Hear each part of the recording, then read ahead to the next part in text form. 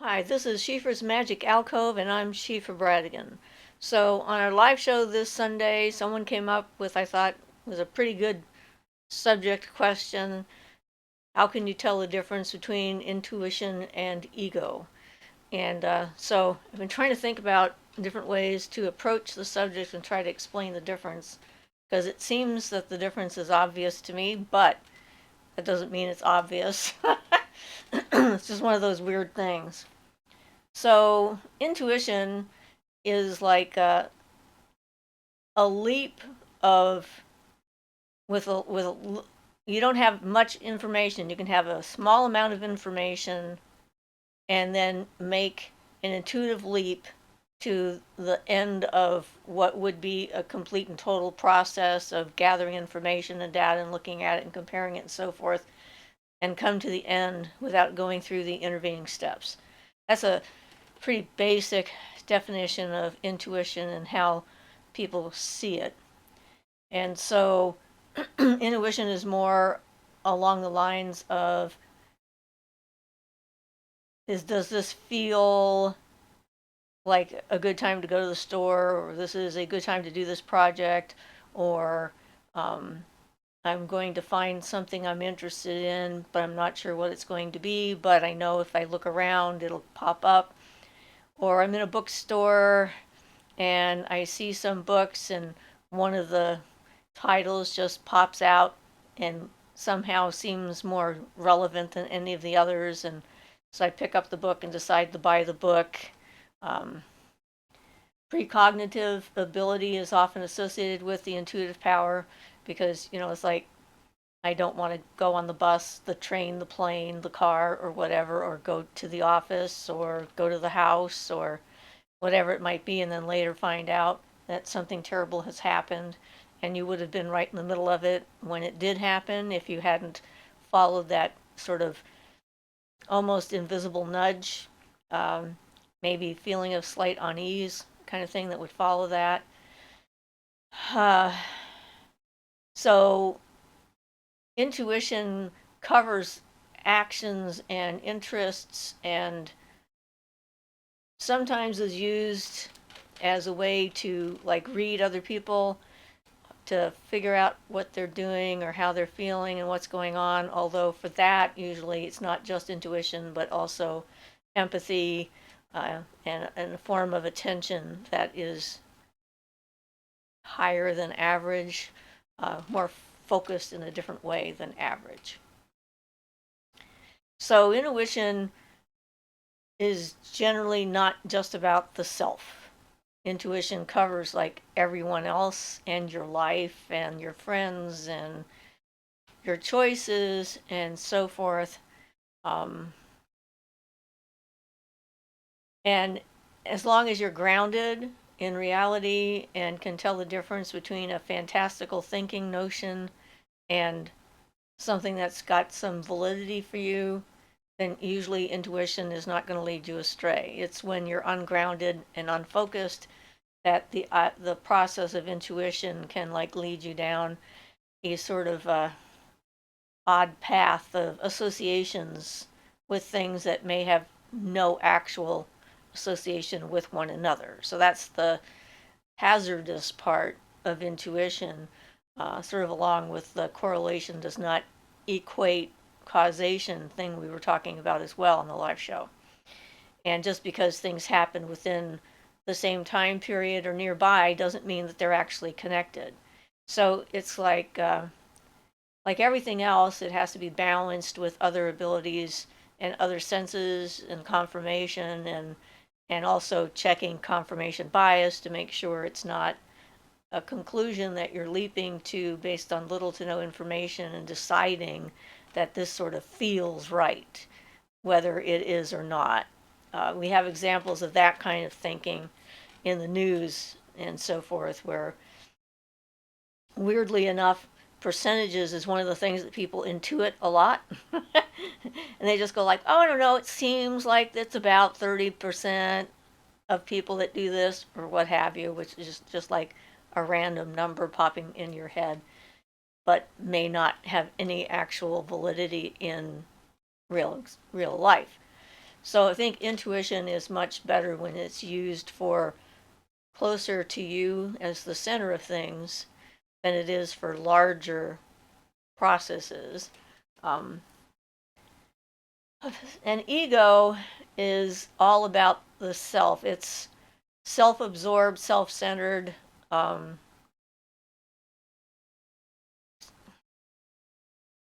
boosting the sense of self, the importance of self. Ego is about thinking of you not just as the center of the universe, because we are all the centers of our own universe, but as someone who has an extra special reason for existing. Uh, the kinds of traditional psychiatric and psychological disorders with that include things like the Messiah complex, the Savior complex. Doesn't have to be a specific Messiah, but the idea that you're here for a special purpose and you're supposed to do something important that's going to like save the whole planet, save your species, save another species. It's those are generally ego based, and it often derives from a lack of self worth, like trying to make yourself feel like you belong or you matter.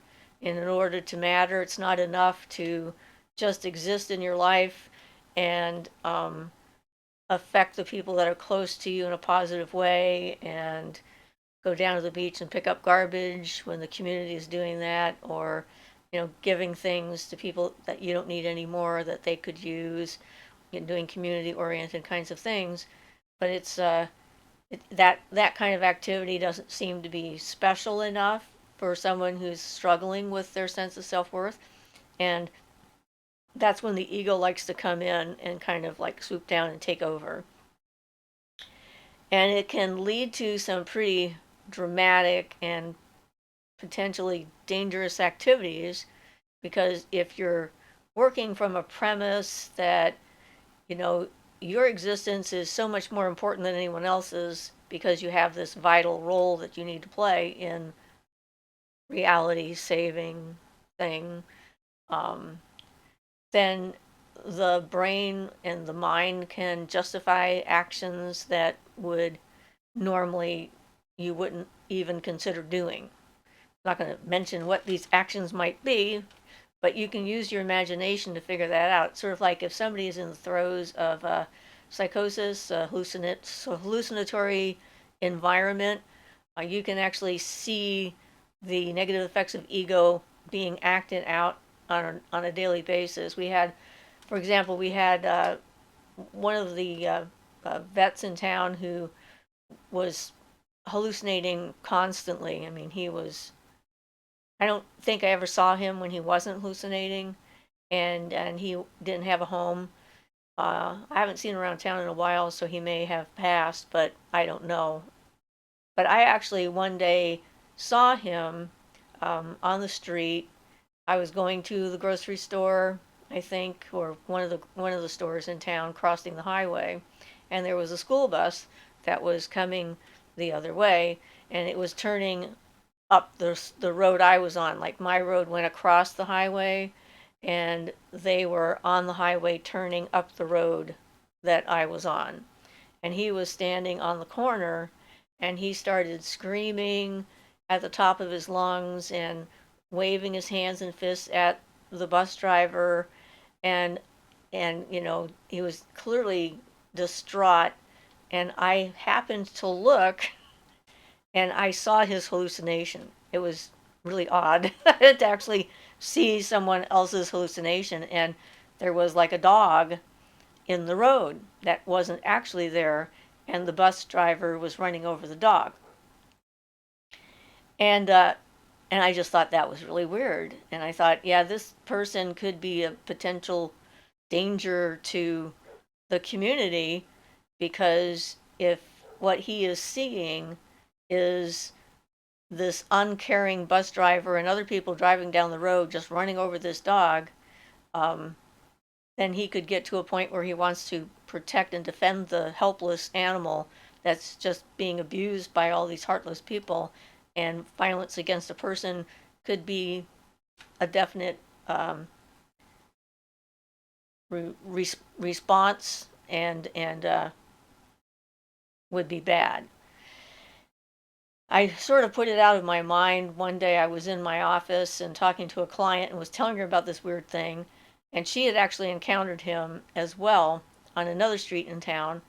And it was a sunny, nice day out, and there was some traffic, and she was just waiting to go, and he was screaming at her because, according to him, she was running over his ferret, which wasn't there either.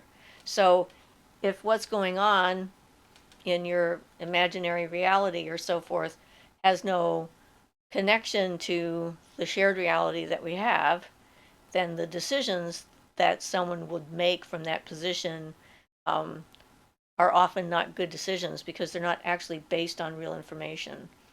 So that would be an example of that kind of thing. And people that are going through some really serious mental health disorders and psychosis, or thinking that they're here to save the planet and that they are all powerful and so forth, that's another one of pure ego, being the all powerful being that's going to save everybody. And having the answer is another example of ego, because like I said, ego is self-absorbed. It's all about the individual and not about others. And so a person who's coming from pure ego and they find, say, they have a health problem, and it's a really, weird health problem, and they manage to figure out the answer to the health problem, then they are often convinced that this is the answer for everyone's health problems. So somebody who is really fanatical about their particular belief system is usually coming from a foundation of ego, because ego tries to impose itself on everyone around them because it can't abide difference, because then that questions the ego's position, and then that challenges sort of the subconscious and structure of the person, and they'll do just about anything to avoid having to face the facts, the fact that they are making an assumption that's not true, and then having to face the opposite of it, which is that self-worth problem, um, lack of self-esteem, self-worth, and so forth, that it kind of bluster hides all of that. Um, and in my experience, certainly it has been that most of the people I've met like that have that, really afraid of their own reality to such an extreme that they like just insist on creating this different kind of universe that they live in. So ego definitely is one of those things that says, I know the answer, I know the only answer, I know the right answer, and doesn't consider that people are all different and everyone's at a different state of development and people have different needs, and there's no one size fits all no matter what it happens to be. It doesn't matter, because we're all in different stages of development, evolution, spiritual evolution, emotional development, whatever. And certainly our physical differences, sensitivities to food and so forth are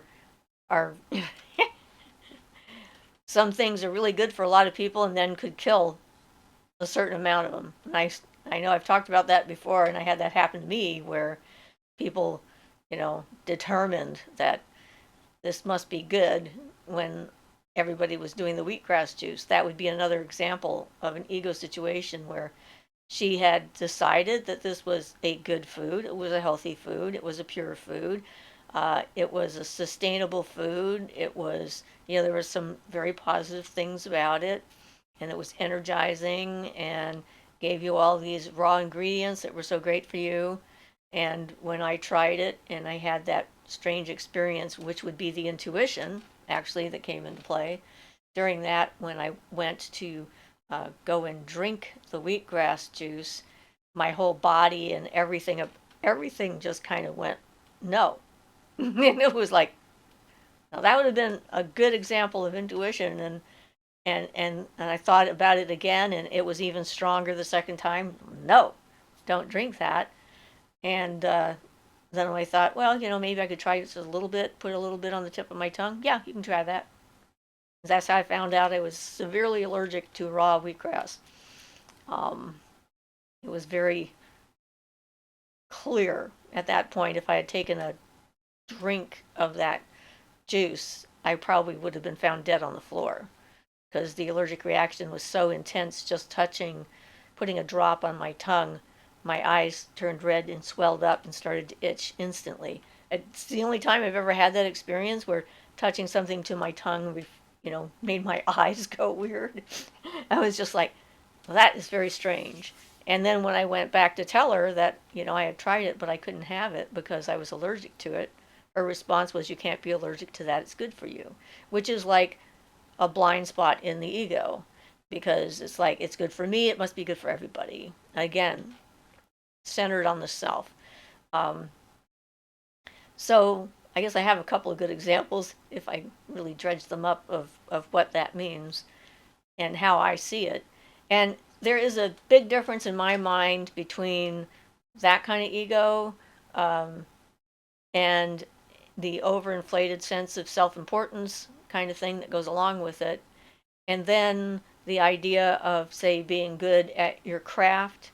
If you have a craft, like if you paint or create things, with your hands or even computer generated things, whatever it might be, some people are worried about acknowledging that they're doing a good job because they're afraid that that means their ego will run amok. And I don't think that's actually a problem. I think there's nothing wrong with acknowledging the things that we're good at because that helps our sense of self worth. And a strong sense of self worth that's based not on this false ego thing is actually something that prevents you from falling into that kind of an ego trap. So, when it comes to magical groups and so forth, the ego issue often rears its head in new covens, and like the person who becomes the high priest or high priestess, starting to get like this overinflated sense of their importance because they can channel the goddess and bring her down, draw down the moon, and so forth, which is one of the tricks of being able to do that well, is to not fall for that fallacy that just because you can get yourself to the point where you can open up to that kind of energy and allow it to become a voice using your voice to do it doesn't mean that that suddenly means that you're better than all the other people that are in the group and you should have some kind of special status and they should take care of you and so forth, which is the purpose of group communication. I mean, group dynamics, the idea of having other people that are there that can like gently kind of like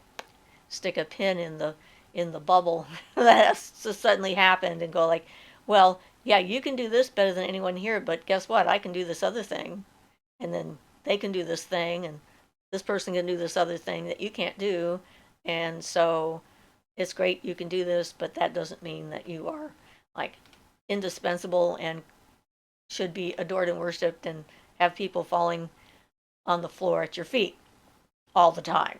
Maybe occasionally, but not all the time.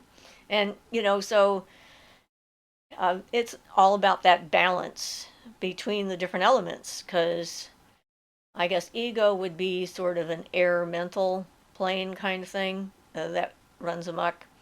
And the other thing about ego to notice, the potential for having an ego problem is if you're totally convinced of your own narrative and you're not willing to look at it and, with kind of sort of an overview of what your perspective is. Because ego won't allow you to do that. That's kind of, again, it's a danger for the ego bubble that has been created. And I think that sometimes that kind of stuff might be a survival tactic in certain situations. I don't know. But when I started doing the beaded work that I do, Ian worried for a while that I was going to get like a big ego because people liked what I was doing and so forth. And it was actually kind of interesting. And I'm like, I'm doing this wonderful thing. It's turning out more wonderful than I could imagine. It's just really satisfying as a creative art for me because my imagination is so, you know, vivid. And this was the first art form I'd found where I could exceed my imagination. I could get an idea of what it might look like, but then putting it together and seeing how it worked, and then seeing what didn't work and changing it and so forth, and then having a tactile thing that other people could hold and look at or wear or whatever to and give them some of that energy of what I put into making it. Um, and I'm like, that's not ego. That is acknowledging and enjoying what I'm doing, and it's okay to enjoy what you're doing. That doesn't mean that you're falling prey to ego. So one day, I was making one of my collars, and Ian says, "You're really quite proud of yourself, aren't you?" And I said, "Yes, I am." I'm very proud of myself. It's like, this is hard work, and it takes a long time. It takes a lot of patience, and there's a lot of different things that go into making it, and it's coming out fantastic. So, yes, I'm quite pleased with me at the moment. But then I can make it and then go on to the next thing. So it's not like the center of my universe. If you can't let go of anything, then that might be another warning sign uh, that something's off in your psyche. So to me, the whole point of all of this is to be as emotionally and psychically and spiritually balanced as you can get. And it's a process, obviously. It doesn't happen overnight. And, just because at one point I thought I was an alien, it didn't mean that I couldn't then later look at it and realize, okay, I thought that because I was so different from everyone around me and they were supposed to be human and belong here. And by comparison, I didn't seem to belong here. And so if I wasn't one of them, I must be something else. And if I was something else, what could that be? And we were seeing UFOs and stuff like that. They were in the paper all the time. It was, around some of the first real, huge amounts of sightings and so forth. Betty and Barney Hill's story came out around that time. Well, that was when I was a little bit older. But still, it's like it wasn't much of a leap to think that I must come from somewhere else. So, alien was one thing, being a different kind of a being from another reality, like being a fae or something, would be another.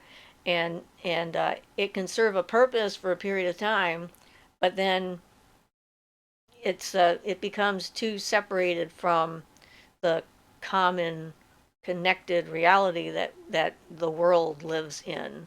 And you know, so it was interesting anyway when I was going through that kind of stuff. And of course, the destruction of my entire ego structure when I went through that dismemberment experience, and everything that I thought that was me was completely and utter taken apart and destroyed and eaten and thrown around, and all sorts of weird stuff came down. I had to consciously rebuild my ego structure. That's the healthy ego. The I'm an individual, you're an individual. That would be the good ego. It's like it's okay to be an individual, and it's not the thing that's going to like take you over and make you act like a crazy person. Um, Other examples of intuition would be things like you're walking down the street. My granddaughter had this one. She was walking down the street, and all of a sudden she had this big, like, woo kind of, there's somebody hiding on the other side of that building. And she actually made her friends cross the street with her so that they wouldn't be on that side of the street with the person who was hiding on the other side of the building. And then when they got to where they could see the other side of the building, indeed, she was right. There was a person that was hiding there. So, it can be that kind of stuff, sort of built up, built in. Those intuitive moments can often save your life and save the people that are around you.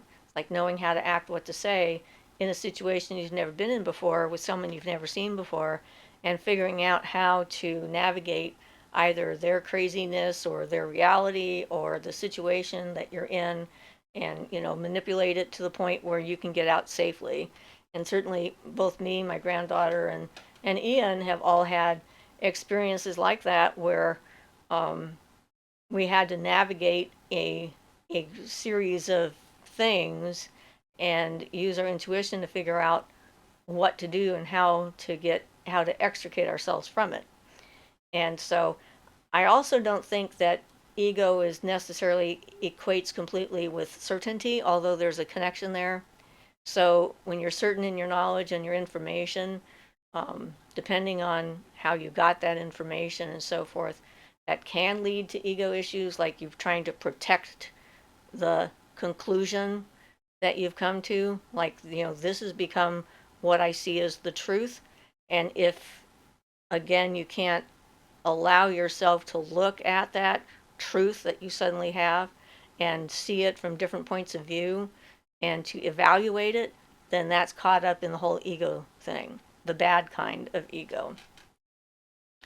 So this isn't going to be a super long video or anything, because I'd like to see what kinds of examples you guys can come up with as far as, what are examples of intuition versus ego problems or ego situations or so forth. But think about the people that you know and how they act and how adamant they might be about a belief system that they hold, regardless of what it might be. And if it has no foundation in fact, factual information, foundation, or whatever, it's just like a conclusion that they've decided that this is reality. Kind of like the flat earth people, or the people who think we never went to the moon. I mean, really, there's so much evidence that is contrary to that as a belief system that it astonishes me that anyone thinks that anymore, because we've got satellites up in space that are looking at us all the time. And heck, we even got a video of an underwater volcano exploding, and we got that from space. And you can clearly see the curve of the planet, and all the other planets are curved. And it's just sort of an odd thing in my brain. It's like, why? And they get very committed to this, even to the point where when they prove it to themselves that it's not true, they sometimes can't still let go of the idea. So where along the line did that idea become like so important to their identity, their identity of self, which in this case would be the ego, structure, that regardless of any evidence to the contrary, they can't let go of the idea. It becomes like a life and death struggle in their minds that, they have to be right. So that's another one of those like easy to see kind of potential things. So if anything I've said has offended your sense of what you think you know about the universe, that's a good opportunity to look at it and see why. Check it out and see what's going on, because our assumptions about reality inform our choices, our decisions, how we interact with the world around us, what we do with who we are, and all that kind of stuff. And changing how we think is one of the most powerful things that we can do to change what happens to us and what we encounter, because of that power of attraction. If we believe that this is the case, then we're going to find people that agree with us, to reinforce that position and not get into a place where we would have to reevaluate our reality.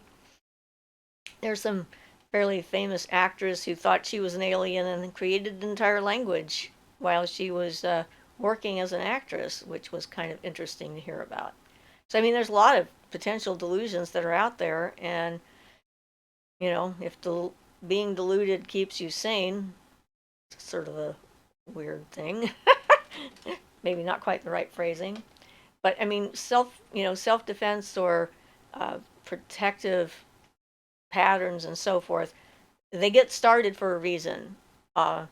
And the ideal is to get to the point where you can figure out what the reason is and then realize that you can challenge that assumption about who you are and what your place in the universe is, and so forth, and move through it and let go of things that are no longer valid as far as how the universe works and how you work within it.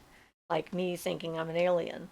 Now I know that's not true, and I actually think of myself as being more human and working at becoming more human than other people. It's like it's something you have to actually work at, to become, to refine, to pay attention to, and it's not something that just happens and then you never think about it again. It's an ongoing process.